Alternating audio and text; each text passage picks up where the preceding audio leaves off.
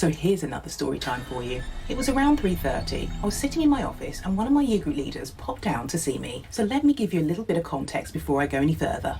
This is Miles. Miles is a high-performing student, likes gaming, and is always polite and sensible. And this is Toby. Toby is very quiet. He likes gaming also, and his attainment is slightly below average, and he's always been a polite student. So, back to the story time. The year group leader, Miles, and his older sister came down to the office.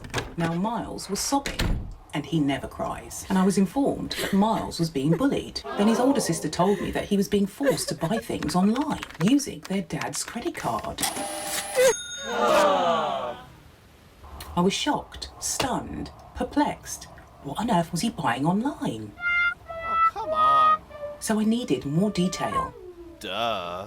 I had to pause for a moment to process it because, to be honest, I'd never come across anything like that before. Then his sister, let's call her Rose, proceeded to say that her dad had received a £200 credit card bill. Right, so I asked Miles to explain very slowly, from the very start to the very end, what exactly took place before I get anyone else involved. So, the long and short of the story was, Miles was playing a game online, and he was playing with Toby. And Toby forced him to buy lives or characters, not sure which one it was, but Toby forced him to buy these things. And he said if he didn't buy them, Toby would get him at school. Come on. So I called in Toby and his mum the next day to explain what had happened. So in that meeting, Toby did say that he'd received lives, characters, from Miles, and he said that he didn't force him to do it, he just bought them for him.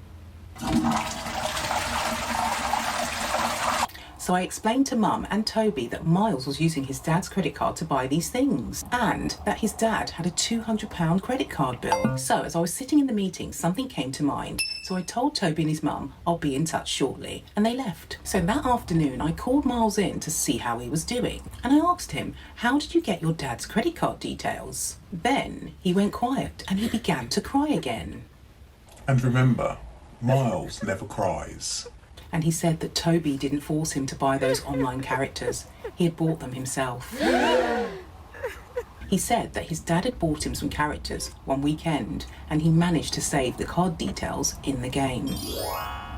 And he was using those card details to buy additional things for his game and Toby's game.